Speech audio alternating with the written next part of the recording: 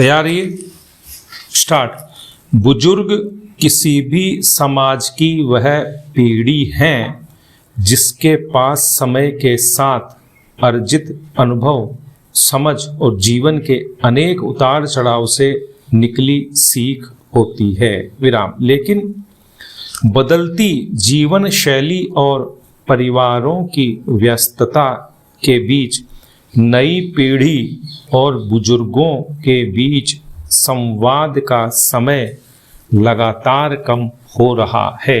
विराम। Help as India की India intergenerational bonds report भी इसी बदलते रिश्ते की ओर ध्यान दिलाती है। विराम। यह स्थिति इसलिए महत्वपूर्ण है क्योंकि बुजुर्गों के अनुभव को परिवार और समाज की उपयोगी पूंजी में बदला जा सकता है। विराम। पैरा। भारत लंबे समय तक युवा देश के रूप में पहचाना जाता रहा है, लेकिन अब उसकी जनसंख्या की आयु संरचना तेजी से बदल रही है। विराम। 2011 की जनगणना के अनुसार देश की लगभग 8% आबादी 60 वर्ष या उससे अधिक आयु की थी। विराम।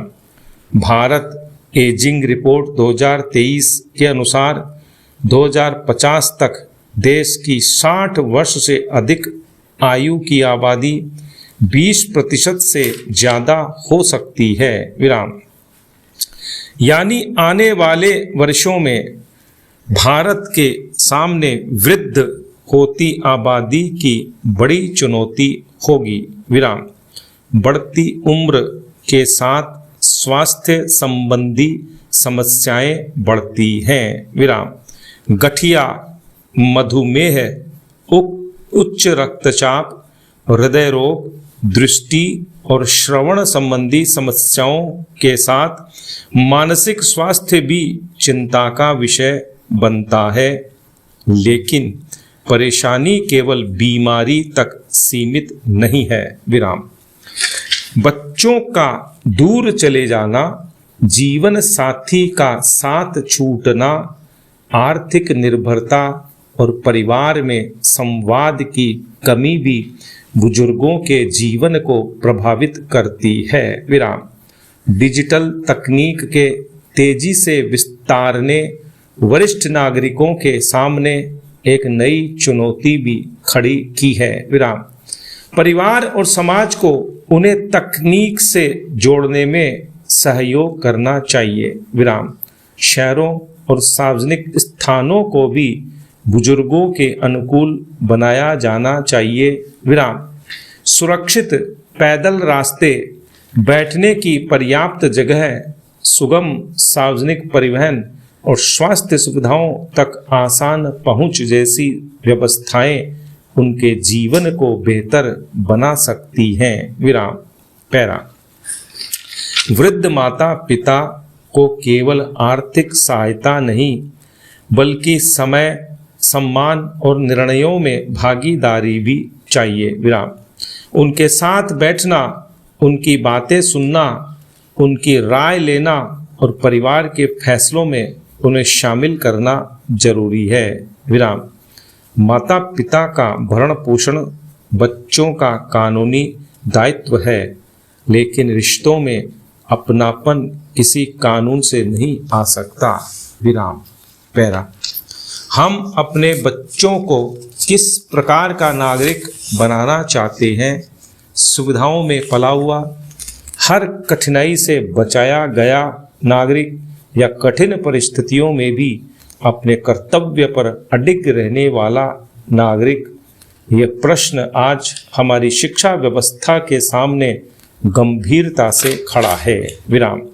आज अनेक स्थानों पर मौसम थोड़ा प्रतिकूल हुआ नहीं कि विद्यालयों में छुट्टी की घोषणा कर दी जाती है। विराम।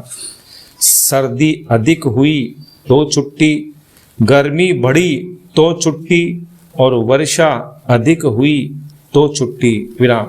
निश्चित रूप से अत्यधिक प्रतिकूल परिस्थितियों में बच्चों की सुरक्षा आवश्यक है, लेकिन हमें यह भी विचार करना चाहिए कि क्या लगातार सुविधा और संरक्षण विद्यार्थी को जीवन की कठिन परिस्थितियों के लिए तैयार करते हैं।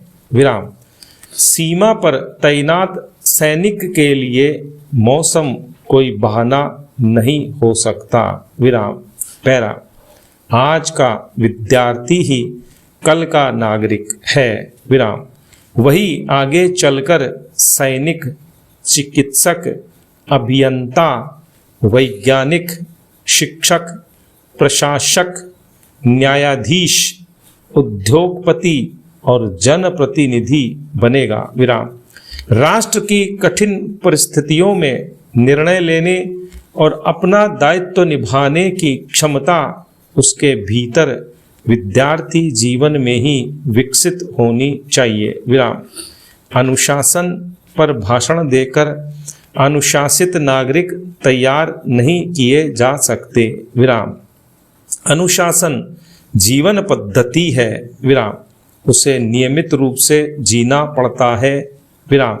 उसे केवल सिखाया नहीं जा सकता, उसे जीवन में उतारना पड़ता है।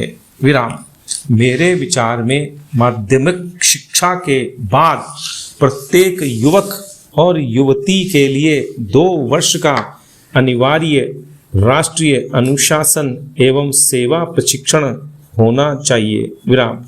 यह प्रशिक्षण भारतीय सेना के अनुशासन और प्रशिक्षण पद्धति से प्रेरित हो तथा सेना के साथ रहकर कराया जाए। विराम। इसका उद्देश्य प्रत्येक विद्यार्थी को सैनिक बनाना नहीं होगा। विराम। उद्देश्य होगा सैनिक जैसा अनुशासित, साहसी, उत्तरदायी और राष्ट्रनिष्ठ नागरिक बनाना। विराम। पैरा। हमें ऐसे युवा चाहिए जो कठिन परिस्थिति में घबराए नहीं, जो संकट में दूसरों की सहायता करें, जो आदेश की प्रतीक्षा किए बिना अपनी जिम्मेदारी समझें और जो व्यक्तिगत सुविधा के से ऊपर राष्ट्र तथा समाज के हित को रख सके। विराम। हमें यह तय करना होगा कि हम आने वाली पीढ़ी को केवल डिग्रियां देना चाहते हैं या जीवन जीने की क्षमता भी। विराम। हमारे विश्वविद्यालयों से निकलने वाला युवा केवल रोजगार पाने वाला व्यक्ति न हो। विराम। वह समय का मूल्य समझे, अपने दायित्व को पहचाने, कठिनाइयों में धैर्य रखे। विराम।